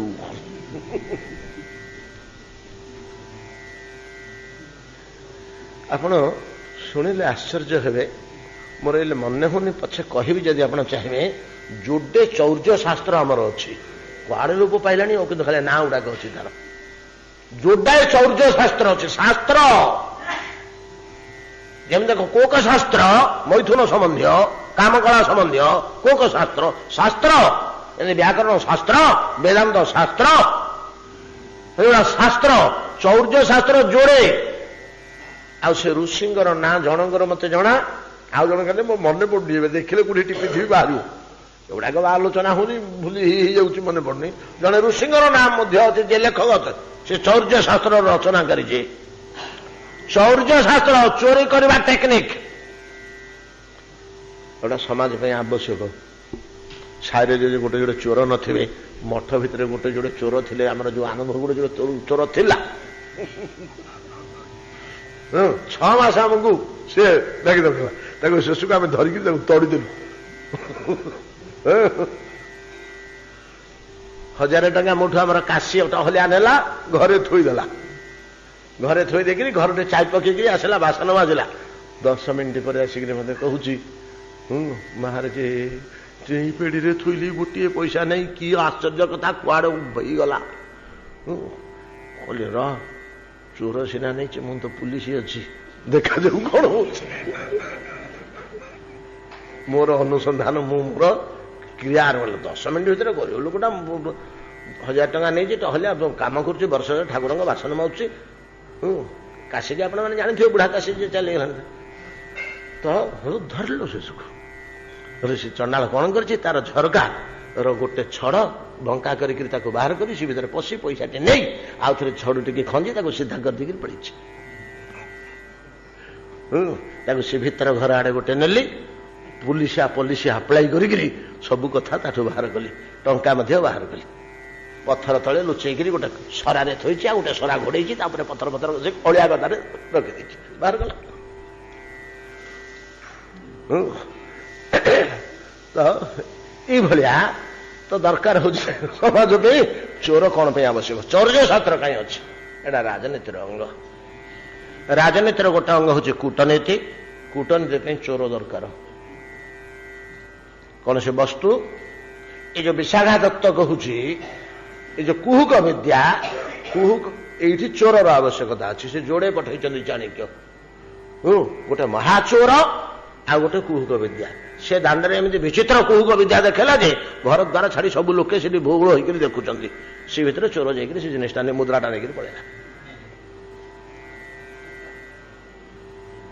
ସେମିତି ଗୋଟେ କୁହୁକ ଦେଖେଇଲା, ଗୋଟେ ଗାଁ ସାରା ଗୋଟେ କୋଳାହଳ ପଡିଗଲା। ଏମିତି ଅଦ୍ଭୁତ, ଏମିତି ଅଦ୍ଭୁତ, ଲୋକେ ପାଗଳ ହେଇ ଦୌଡ଼ିଲେ। ଏକ ପ୍ରକାର ଘର ଫାଙ୍କା, କାଁ ଭାଁ କିଏ କିନ୍ତୁ ଜଣେ ଅଧେ ଅଛନ୍ତି। ସେ ଅବସରରେ ଚୋର ବସି ତା କାର୍ଯ୍ୟ କରିଦେଲା। ଆଉ କଣ, ସେ ବି ଓସ୍ତାଦ ଚୋରିରେ, ଇଏ କୁହୁକରେ ଓସ୍ତାଦ, 2 ଜଣ ମିଶି କାମ ଚାଲିଥିଲେ। ଏମିତି ରାଜନୀତିର କୂଟନୀତିରେ ଚୋରର ଆବଶ୍ୟକତା ଅଛି। ଯୋଉଟେ ଶାସ୍ତ୍ର ଅଛି, ତା ନାଁ ଚୌର୍ଯ୍ୟ ଶାସ୍ତ୍ର। ଚୋରି କରିବାର କୌଶଳ ସେଥିରେ ଅଛି। କେମିତି ଚୋରି କରିବ, କଣ କରିବ, କି ଭଳିଆ କରିବ, ସବୁ ପ୍ରକାରର ଚୋରି। ସିନ୍ଧି ଗାତ ଖୋଳିକିରି ଚୋରି, ଆଉ ରୂପ ବଦଳେଇକିରି ଚୋରି, ଆଉ ନାନା ପ୍ରକାର କଥା କହିକିରି ଚୋରି। ଆଜ୍ଞା ଏଇଲେ ଟିକେ ଏଇ ଦେଇଦେବି, ଆଣୁଛି ବୋଲି ଚୋରି। ଆଚ୍ଛା, ଆଉ ଗୋଟିଏ କଥା ଅଛି ତା ଭିତରେ, ଚୌର୍ଯ୍ୟ ଶାସ୍ତ୍ର ଭିତରେ ମାଙ୍କଡର ପ୍ରୟୋଗ ଅଛି। ଚାଣକ୍ୟଙ୍କ ଅର୍ଥନୀତି ଭିତରେ, କୂଟନୀତି ଭିତରେ ମାଙ୍କଡର ପ୍ରୟୋଗ ଅଛି। ମାଙ୍କଡକୁ ଶିକ୍ଷା ଦିଆ ହେଇକି ରଖାହେଇଛି। ସେ ମାଙ୍କଡ ବସିକିରି ତାର ସେ କଦଳୀ ଟିକେ ଆମର ପିଜୁଳିଟେ ବସିକିରି ଖାଉଛି। ରାଜାଙ୍କର ଦରବାର ଭିତରେ କଣ ଗୋଟେ ଆଲୋଚନା ଚର୍ଚ୍ଚା ପଡିଛି। ଯୋଉ ବସ୍ତୁଟା 5 ଜଣ 10 ଜଣ ବସିଛନ୍ତି, ବସିକିରି ସେ କାଗଜ ପତ୍ର ବାହାରିଛି କି ହୀରା କି ନୀଳା କି ବାହାରିଛି, ଯୋଉ ଜିନିଷଟା ଆବଶ୍ୟକ ସେଟା ବାହାରିକି 5 ଜଣ ଭିତରେ କଣ ଦେଖାକି ହଉଛି। ମାଙ୍କୁଟେ ବସିଛି, ତାର ସେ କୋଉଠି ଚାହୁଁଛି, ଲୁଚିକିରି ତାର ସେ ବସିଛି। ସେ ଚାହିଁଲେ ତାଙ୍କୁ ସେଭଳିଆ ଶିକ୍ଷା ଦିଆହେଇଛି, ଧରକେ ଓହ୍ଲେଇବ, ଝାମ୍ପ ମାରିକି ଧରିକି ପଳେଇବ। ପଳେଇବା ନେଇଗଲା, ପାର ହେଇକି ଦେଶ ପାର ହେଇ ପଳେଇଥିବ ତାର ଯିବୁ। ଆଉ ଏଇଟା ମଧ୍ୟ ତା ଦେହରେ ପ୍ରୟୋଗ ଅଛି। ଯାହା ହଉ ବାଟ ସାହସିକା ଚୋରା ତଥାନ୍ୟ ପଶ୍ୟତ ହରା ସାପ ଆଗଳା ଗଣ୍ଡେ ଚାଲିଥାନ୍ତୁ ଆମ ସାଥିରେ। ପିଲାମାନେ ଆମର ସାପ ଖେଳ କେମିତି ଦେଖିବେ? ନଗରରେ ରହିବେ ଲୋକ ବାକ ସବୁ ଛୋଟ ଛୋଟ ଛୁଆ ଥିବେ ତ ଗଣ୍ଡେ ସାପ ଆଗଳା ମଧ୍ୟ ଆମ ସାଥିରେ ଯାଇଥାନ୍ତୁ। 2-4ଟା ଲେଖେ ସାପ ନାଗ ସାପ ପେଟିରେ ପୁରେଇକିରି ସେ ଦେଶରେ ସାପ ଫାପ ମିଳିବ କି ନାହିଁ? ସମୁଦ୍ର କୂଳିଆ ଜାଗା ନୁଣିଆ ଜାଗା ଇଆଡ଼େ ସାପ ନାହାନ୍ତି ଯେ ଆମେ କାଁ ଭାଁ ଗୋଟେ ଦେଖୁଛୁ ନା ସମୁଦ୍ର କୂଳରେ ସାପ ରହନ୍ତିନି ନୁଣି ହବାରେ। ଆପଣ ଟିକେ ପାର ହେଇକିରି ନୟାଗଡ଼ ଖାଲି ପାର ହେଇ ଆରପଟକୁ ପଳନ୍ତୁ ଫୁଲବାଣୀ ଏରିଆ 30 କିଲୋମିଟର ଆରପଟକୁ ଦେଖିବେ ଯୁଆଡ଼େ ଦିନକୁ ଗୋଟେ ଯୋଡ଼େ 3ଟା ସାପ ଯେମିତି ହେଲେ ଦେଖିବେ। ଏ ଅଞ୍ଚଳରେ ସାପ ମିଳିବନି ଜାଣିଛନ୍ତି ଇନ୍ଦ୍ରଧନୁ ରାଜା ସାପ ଆଗଳା ଗଣ୍ଡେ ଯାଇଥାନ୍ତୁ। ଅହରାହା ତ ପଶ୍ୟତୁ ହରାହା ବାଟ ସାହସିକା ଚୋରା ତଥାନ୍ୟ ପଶ୍ୟତୁ ହରାହା ବିଚିତ୍ର କଥନା ଜୀବା ଚାଟୁକାରା ସମାଗଧା ଶାସ୍ତ୍ରକୁ ଜୀବନଶ୍ଚୈବ ତଥାନ୍ୟ ଶସ୍ୟହାର କାହା ବିଚିତ୍ର କଥନା ଯିବା। ଆଉ ଯୋଉମାନେ ସବୁ ପୋଷିଛନ୍ତି କିଏ ଶୁଆଟେ ପୋଷିଛି, କିଏ ଶାରୀଟେ ପୋଷିଛି, କିଏ ସେ କାକତୁଆଟେ ପୋଷିଛି ନାଇଁ କି, କିଏ କପୁତଟେ ନା ଆଉ ଗୋଟେ ବଣିଟେ ପୋଷିଛି ଆଉ ତାକୁ ଶିଖେଇଛି। ସେମାନେ ବଡ ସୁନ୍ଦର କଥା କହନ୍ତି। ଛୁଆ ସାରୀ ମାନେ କଥା କହନ୍ତିନି ବିଚିତ୍ର କଥନା ଯିବା। ସେମାନେ ମଧ୍ୟ ଚାଲନ୍ତୁ ତାଙ୍କ ପଶୁ ପକ୍ଷୀ ମାନଙ୍କୁ ଧରିକରି ତାଙ୍କର ପୋଷା ପଶୁ ପକ୍ଷୀ ମାନଙ୍କୁ ଧରି। କାହିଁକି ନା ସମାଜ ପାଇଁ ଗୁଡା ସବୁଗୁଡାକ ଆବଶ୍ୟକ। ଲୋକମାନଙ୍କର ମନୋରଞ୍ଜନାର୍ଥେ ଅନ୍ୟାନ୍ୟ କୌତୂହଳାର୍ଥେ ଛୁଆ ସାରୀ ପୋଷିଥିବା ଲୋକ ଯୋଉମାନେ ସୁନ୍ଦର ସୁନ୍ଦର କଥା କହନ୍ତି ସେଭଳିଆ କଥା କହିବାର ଅନେକ ଛୁଆ ସାରୀ ଅଛନ୍ତି। ଅନେକ ଛୁଆ ସାରୀ ଆଉ ସାରୀ ମାନେ ତ ଭଲ କଥା କହନ୍ତି। ଆପଣମାନେ ଶୁଣିଲେ ଆଶ୍ଚର୍ଯ୍ୟ ହେବେ କାକତୁଆ ସବୁଠୁ ମିଠା କଥା କହେ। କାକତୁଆ ଏଇଭଳିଆ କଥା କହିପାରେ ମୋର ବି ଧାରଣା ନଥିଲା। ସେ ଅଷ୍ଟ୍ରେଲିଆନ କାକତୁଆ କି ଆଉ ଗୋଟେ ସେଠିକାର ଅନ୍ୟ ଜାତୀୟ କାକତୁଆ ଏ ଭୁବନେଶ୍ୱରରେ ଜଣେ ଘରେ ଗୋଟେ ଥାଏ କାକତୁଆ। ତା ଘରକୁ ଯିଏ ଯିବ ସେଠୁ ବିଚିତ୍ର ଯିବ ପକ୍ଷୀଟେ। ତା ଭିତରକୁ ଯିଏ ଯିବ ସେ ରଖିଥିବ ଆରେ ଏଇଟା କଣ ରେ? ମୁଁ କାକତୁଆ ମୁଁ କାକତୁଆ ମୁଁ କାକତୁଆ। ସେ ଖାଲି ଯୋଉ ସୁନ୍ଦର ଭାଷା ତାପରେ ମନରେ ଗୋଟେ ଆନନ୍ଦ ସଞ୍ଚାର ହବ। ଖାଲି ବଡ ପକ୍ଷୀଟେ ଦେଖିଲେ ଗୋଟେ ଅଲଗା ପକ୍ଷୀଟେ ଦେଖିଲେ ଏଇଟା କଣ ଗୋଟା ଏଇଟା ଶୁଆ ନୁହଁ କି ଜାଣିନୁ ଏଇଟା କଣ ନା ଏତିକି କହିଦେଲେ ବାସ ତାର ସେ ଆରମ୍ଭ କରିଦେଲା ମୁଁ କାକତୁଆ ମୁଁ କାକତୁଆ। ଆଉ ସେ ତାର ରିପ୍ଲାଏ ଦଉ। ଆଚ୍ଛା ବଣୀ ମାନେ କୁଆଡେ ଭଲ କଥା କହନ୍ତି, ଖୁବ ସୁନ୍ଦର କଥା କହନ୍ତି ଶିକ୍ଷା ଦେଇପାରିଲେ। ଏଭଳିଆ ଅନେକ ପକ୍ଷୀ ଅଛନ୍ତି। ଏମାନଙ୍କୁ ସବୁ କଣ ହେଇଥିଲା କି ଏ ପକ୍ଷୀ ଜାତିଟା ସନ୍ଧ୍ୟା ହେଲେ ଶୋଇବ ସୂର୍ଯ୍ୟାସ୍ତରେ। ରାତି ଘଡ଼ିଏ 2 ଘଡ଼ି ଥିବ ସେ ଉଠି ପଡ଼ିବ ଆଉ ତାକୁ ନିଦ ଲାଗିବନି। ସେତିକିବେଳେ ସେମାନଙ୍କୁ ଶିକ୍ଷା ଦେଇଥିଲେ ସେମାନେ ହରିନାମ କୀର୍ତ୍ତନ କରନ୍ତି। ଏଇଥିପାଇଁ ଘରେ ମାନଙ୍କରେ ଗୁଡ଼ାକୁ ରଖନ୍ତି। ଶିକ୍ଷା ଦେଇଥାନ୍ତି ସେମିତି ନିଦ ଭାଙ୍ଗିଲା ବେଳକୁ ଭଗବାନଙ୍କ ନାମ ଶୁଣି ଶୁଣି ଉଠିବ। ସେ ତ ଗୋଟେ ଆଲାରାମର କାମ କରିବ ଆଉ କଣ। ସକାଳେ ଉଠିକି ତାର ସେ ରାତି 2 ଘଡ଼ି ଥିବ ସେ ତାର କଥା ଆରମ୍ଭ କରିଦେବ ଆଉ। ଏଣୁ ତେଣୁ ନାନା ପ୍ରକାରର କଥା ତାକୁ ଶିକ୍ଷା ଦିଆହେଇଥିବ ସେଗୁଡ଼ା ସବୁ ଗାଇବ କହିବ ଲୋକମାନଙ୍କର ନିଦ ଭାଙ୍ଗିବ। ତ ବିଚିତ୍ର କଥନା ଯିବା ଚାଟୁକାରା ସମାଗଧା। ଚାଟୁକାର କିଛି ଖୋସାମତିଆ ଲୋକ ଆମ ସେଥିରେ ଥାନ୍ତୁ।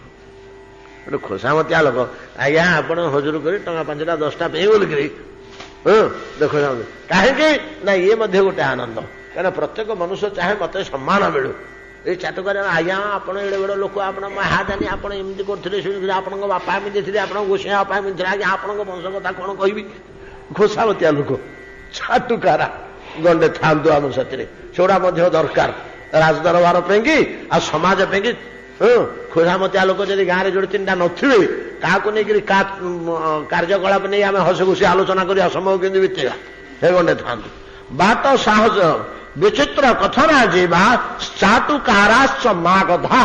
ମାଗଧା ଯୋଉମାନେ ସ୍ତୁତି ଗାନ କରନ୍ତି। ସ୍ତୁତି ଗାନ କରନ୍ତି ମାଗଧ ମାନେ ପ୍ରକୃତରେ ଭଗବାନଙ୍କର ସ୍ତୁତି ଗାନ କରନ୍ତି। ମାଗଧ ମାନଙ୍କର ଗୋଟିଏ ବଡ କାର୍ଯ୍ୟ ହେଲା ଯେ ସେମାନେ ସକାଳୁ ଉଠି ରାଜା ରାଜୁଡା ମାନେ ଅନ୍ୟାନ୍ୟ ବଡ ବଡ ଲୋକମାନେ ଯେତେବେଳେ ଶୋଇଥିବେ ସେମାନେ ଆସି ଶୟନ ଘର ନିକଟରେ ରହି ତ ଗୀତା ଭାଗବତ ଆଉ ସେ ବିଷ୍ଣୁ ସହସ୍ର ନାମ ଗୋପାଳ ସହସ୍ର ନାମ ଏମିତି कौन 8टा 20 ହେଇଗଲାଣି ମୁଁ କେମିତି ଦେଖିଲି ମତେ 8ଟାକୁ 5 ମିନିଟ୍ ଅଛି ଭଳିଆ ଲାଗିଲା ବୋଲି 5 ମିନିଟ୍ ଗଡ଼େଇ ଦିଏ କେତେବେଳେ ପାର ହେଇଯାଇଛି ବେଶୀ ଡେରି ହେଇଗଲାଣି ଇତ୍ୟାଦି ଗୁଡିଏ ଯୋଉ କହନ୍ତି ସେମାନଙ୍କୁ କୁହାଯାଏ ମାଗଧ ବିଚିତ୍ର କଥନା ଯିବା ଚାଟୁକାରାଶ୍ଚ ମାଗଧ ଶାସ୍ତ୍ରପୋ ଜୀବିନ ଶୈବ ଯୋଉମାନେ ପାଠ ପଢେଇକିରି ବଞ୍ଚନ୍ତି ଅଧ୍ୟାପକ କିଏ ସେ ଜ୍ୟୋତିଷ ପଢଉଛି କିଏ ବ୍ୟାକରଣ ପଢଉଛି କିଏ ଦର୍ଶନ ପଢଉଛି କିଏ ଆଉ କି ପାଠ ପଢଉଛି ତାଙ୍କର ଆଉ କିଛି ଉପାୟ ନାହିଁ ସେ ସେତିକି ଜାଣିଛନ୍ତି ସେ ପିଲା 10 କି 5 ଟି ଧରିକି ତାଙ୍କୁ ସବୁ ପାଠ ପଢେଇବେ କିଏ କଣ ଦକ୍ଷିଣା ଦେବ କିଏ ଚାଉଳ ମୁଠି କିଏ କଦଳୀ ଦିଟା କେତେବେଳେ ଆଣିକି ଦେଲା ଗୁରୁ ବୋଲି ସେଥିରେ ଯିଏ ବଞ୍ଚନ୍ତି ଶାସ୍ତ୍ରପ ଜୀବନ ଶୈବ ତଥାନ୍ୟ ଶସ୍ୟ ହାରକା ଏ ଧାନ ମୁଗ ଚୋରି କରିବା ଲୋକ ଗଣ୍ଡେ ଥାନ୍ତୁ ଆମ ସେଥିରେ ଶସ୍ୟ ହାରକା ସିଏ ଗୋଟେ ଜାତି ଅଛନ୍ତି ସିଏ ଖାଲି ଅଳସୁଆ ହେଇ ବସିବେ ନଜର ରଖିଥିବେ ରାତି 12ଟାରେ ଦା ଖଣ୍ଡେ ଧରିକିରି ଉଠି କାହା କିଆରେ ଧାନ ପାଚିକିରି ଥିବ ଯଦି ଗୋଛେ ଦେଖିରି ତାର ଆଜି ବନ୍ଧୁ ଘରକୁ ପଳେଇଛି ତା ଭାରିଜା ବାତ ଧରିଛି ଯେ ସେ ହସ୍ପିଟାଲରେ ପଡିଛି ସେ ଯାଇକିରି ସିଠି ଜଗିଛି ଏତିକି ବେଳେ 4 କଳେଇ ନେଇଗଲେ ତାର 4 ଗୋଛା ଶସ୍ୟ ହାରକା ବିଲରୁ ଶସ୍ୟ ଚୋରି କରିବା ଲୋକ ଗୋଟେ କ୍ୟାଟାଗୋରୀର ଲୋକ ଅଛନ୍ତି ସେ କାଳେ ଥିଲେ ସେଥିରୁ ଗଣ୍ଡେ ମଧ୍ୟ 8-10ଟା ଯାଇଥାନ୍ତୁ ବେଶୀ ରହିଲେ ଅବଶ୍ୟ ସମୁଦ୍ର କୂଳ ବାଲିଟା ସେଠି ଶସ୍ୟ ବେଶୀ ହବନି ଗୁଡା ଖାଇବାକୁ ପାଇବେନି ମରିଯିବେ ଅଳ୍ପ 2-4 ଜଣ ଯାଇଥାନ୍ତୁ ଶସ୍ୟ ହାରକା ଏଇଭଳିଆ ଇନ୍ଦ୍ରଦମନ ଘୋଷଣା ତ ସରିଲାନି ମୁଁ ଭାବିଥିଲି ଆଜି ସରିଯିବ ପରା ବୋଲି ଏ ତ କେତେ ଲମ୍ବେଇଛନ୍ତି 21 ଦିନ ଯାକ ସେ ଘୋଷଣା କରୁଥାନ୍ତୁ ଯେ କାହାକୁ ନବାକୁ ଇନ୍ଦ୍ରଦମନ ଚାହୁଁଛନ୍ତି ଏଥିରୁ ଆପଣ ଆଉ କିଛି ନାହିଁ 5000-10,000 ବର୍ଷ ତଳେ ରାଜତନ୍ତ୍ର ଜରିଆରେ ଯେତେବେଳେ ଚାଲୁଥିଲା ତାର ଛବିଟା ଆପଣ ପାଉଛନ୍ତି ନା ନାହିଁ ଆମ ସମାଜ କଣ ଥିଲା କେମିତି ଥିଲା କି ପ୍ରକାର ଆବଶ୍ୟକତା ମୁଁ ପ୍ରଥମରୁ କହିଛି ବଡ ବାସ୍ତବବାଦୀ ସମାଜ ଥିଲା ମନେ ରଖିବାନି ଏଗୁଡାକ ସମାଜ ପାଇଁ ଆବଶ୍ୟକ ଏଗୁଡାକ ସମାଜ ପାଇଁ ଆବଶ୍ୟକ ସେଥିପାଇଁ ରାଜାମାନେ ଶାସ୍ତ୍ର ଅନୁସାରେ ଆଉ ଗୋଟେ ରାଜା ସେ କେମିତି ସମସ୍ତ ପ୍ରଜାଙ୍କୁ ଆଜ୍ଞା ସୁଯୋଗ ଦଉଛି ସୁବିଧା ଦଉଛି ପାଳୁଛି ଚୋର ତସ୍କରଙ୍କୁ ମଧ୍ୟ ପାଳୁଛି ଆରେ ଏଇଟା ତ ଚୋର କରିକି ବଞ୍ଚିବ ଆଉ ସେ ନହେଲେ ଯାଇ କେମିତି ଖାଇବ କଣ ନା ୟା ଘରେ ପଶିବ ତା ଘରେ ପଶିବ ଚୋରି କରିବ ଏଇଗୁଡାକରେ ତମେ ବ୍ୟତୀତ ହଉନି ସିଏ ପୂର୍ବ ଜନ୍ମରେ କାଠୁ ଚୋରି କରିଥିବ ଯାଇ ତା ଘରୁ ଚୋର ଚୋରି ହବ ନା ବୋଲି ଚୋର ଲୋପ କରିଦେବ ସଂସାରରୁ ତା ଘରୁ ଆଜି ଚୋରି ହେଲା କି ତା କିଆରୁ ଚୋରି ହେଲା ସିଏ ତାର ପୂର୍ବ ଜନ୍ମରେ କାହାରୁ ଚୋରି କରିଥିବ ସେଇ କର୍ମ ଫଳ ଭୋଗ କରୁଛି ଯାହା ହଉ ସେ ଯାହା ହଉଛି ହଉ ବହୁତ ରହସ୍ୟମୟ କଥା ଏଥିରେ ଅଛି ଆମେ ଆଲୋଚନା କଲେ ବହୁତ ତଥ୍ୟ ପାଇବା କିନ୍ତୁ ସେଗୁଡାକ ଆମ ବେଳ ନାହିଁ ତାକୁ ଗଡେଇ ଯିବା ଦରକାର ଏତିକିରେ ଆଜି ବିଶ୍ରାମ କରନ୍ତୁ ସ୍କନ୍ଦ ପୁରାଣ ଆଉ ତ ସାରିପାରିଲେନି